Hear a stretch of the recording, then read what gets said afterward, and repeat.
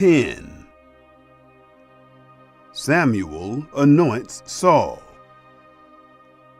Then Samuel took the vial of oil and poured it on his head and kissed him and said, "Isn't it that Yahweh has anointed you to be prince over his inheritance?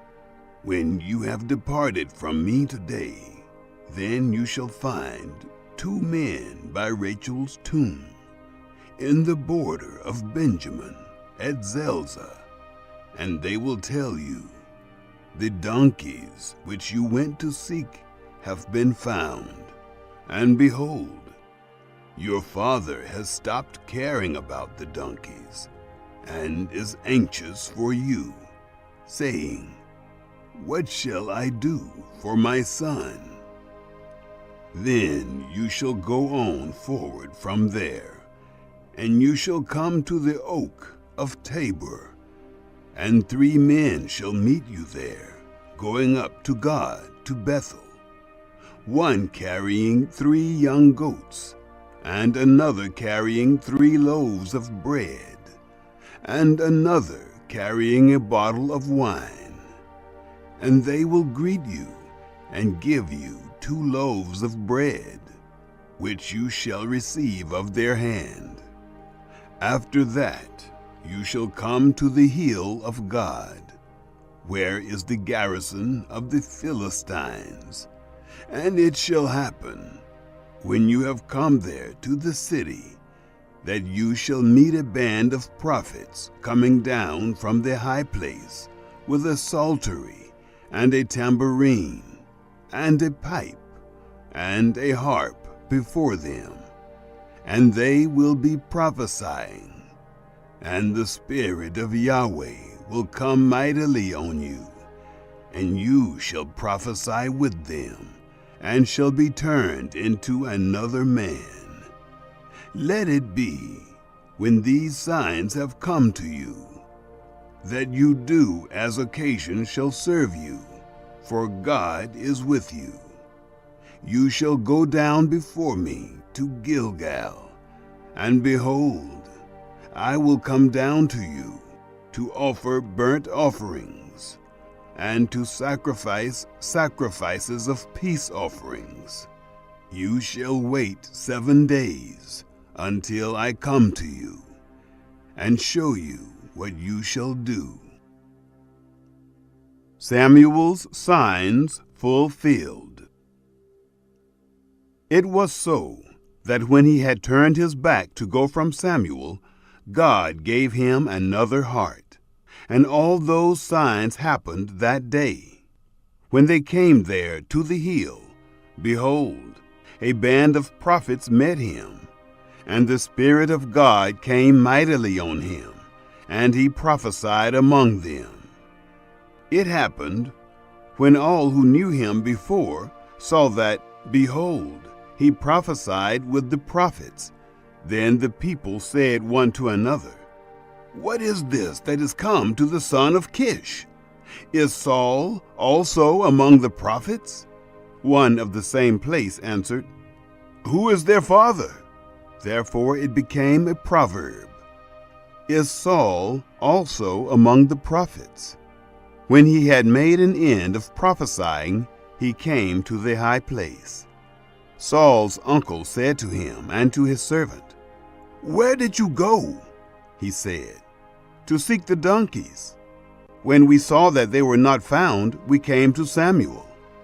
Saul's uncle said, "Please tell me what Samuel said to you."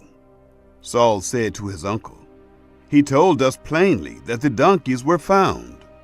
But concerning the matter of the kingdom of which Samuel spoke, he didn't tell him."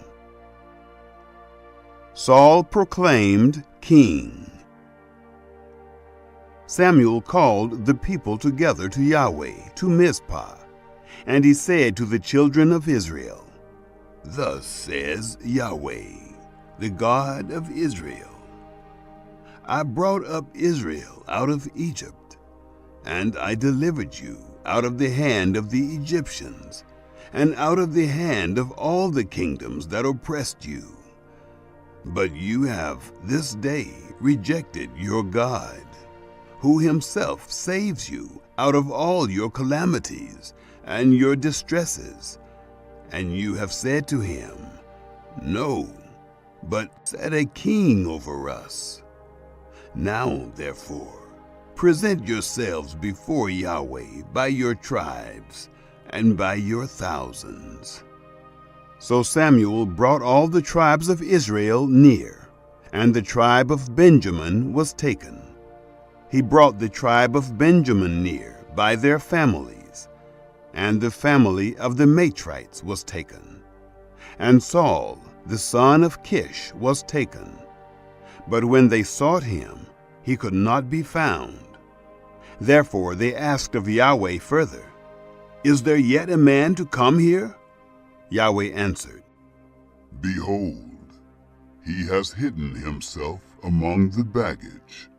They ran and fetched him there, and when he stood among the people, he was higher than any of the people from his shoulders and upward. Samuel said to all the people, You see him whom Yahweh has chosen, that there is none like him among all the people? All the people shouted and said, Long live the king! Then Samuel told the people the regulations of the kingdom, and wrote it in a book, and laid it up before Yahweh. Samuel sent all the people away, every man to his house. Saul also went to his house, to Gibeah, and there went with him the army, whose hearts God had touched. But certain worthless fellows said, How shall this man save us? They despised him, and brought him no present, but he held his peace. Chapter 11. Saul defeats the Ammonites. Then Nahash the Ammonite came up, and encamped against Jabesh-Gilead. And all the men of Jabesh said to Nahash, Make a covenant with us, and we will serve you. Nahash the Ammonite said to them, On this condition I will make it with you, that all your right eyes be put out, and I will lay it for a reproach on all Israel. The elders of Jabesh said to him, Give us 7 days, that we may send messengers to all the borders of Israel, and then, if there is no one to save us, we will come out to you. Then the messengers came to Gibeah of Saul, and spoke these words in the ears of the people. And all the people lifted up their voice and wept. Behold, Saul came following the oxen out of the field. And Saul said, What ails the people that they weep? They told him the words of the men of Jabesh. The Spirit of God came mightily on Saul when he heard those words, and his anger was kindled greatly. He took a yoke of oxen and cut them in pieces, and sent them throughout all the borders of Israel by the hand of messengers, saying, Whoever doesn't come forth after Saul and after Samuel, so shall it be done to his oxen. The dread of Yahweh fell on the people, and they came out as one man. He numbered them in Bezek, and the children of Israel were 300,000, and the men of Judah 30,000. They said to the messengers who came, Thus you shall tell the men of Jabesh-Gilead, Tomorrow, by the time the sun is hot, you shall have deliverance. The messengers came and told the men of Jabesh, and they were glad.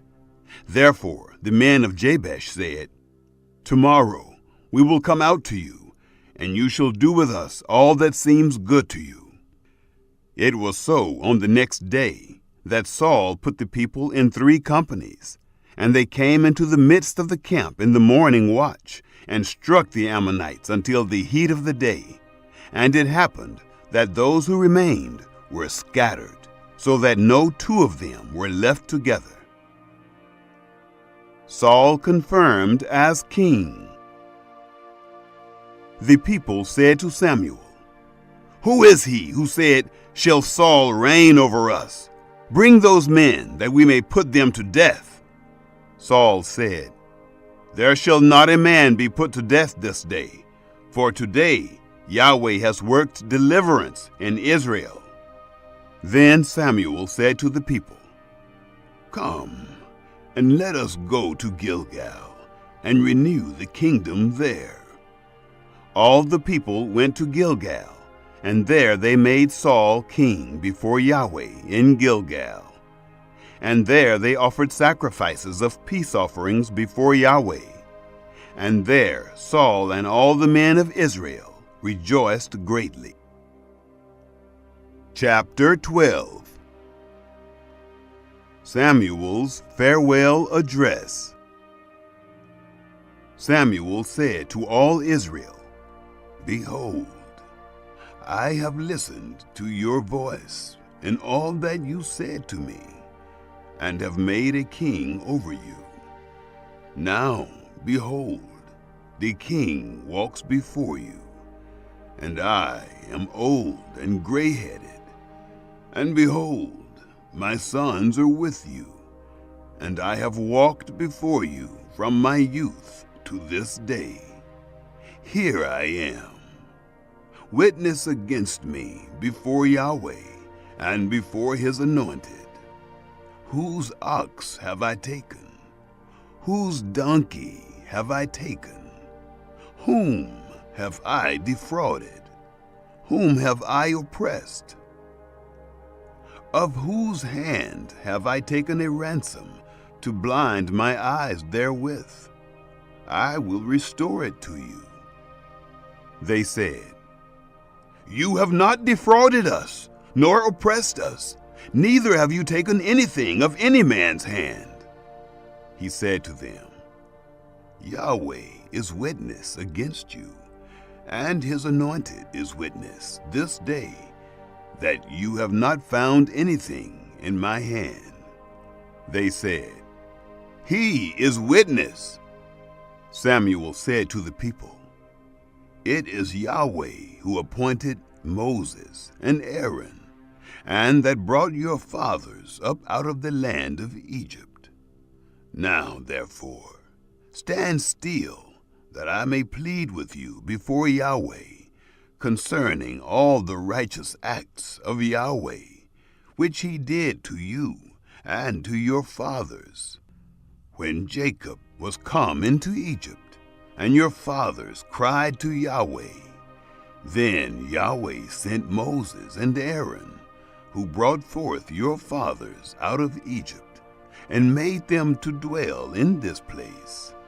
But they forgot Yahweh their God, and he sold them into the hand of Sisera, captain of the army of Hazor, and into the hand of the Philistines, and into the hand of the king of Moab, and they fought against them.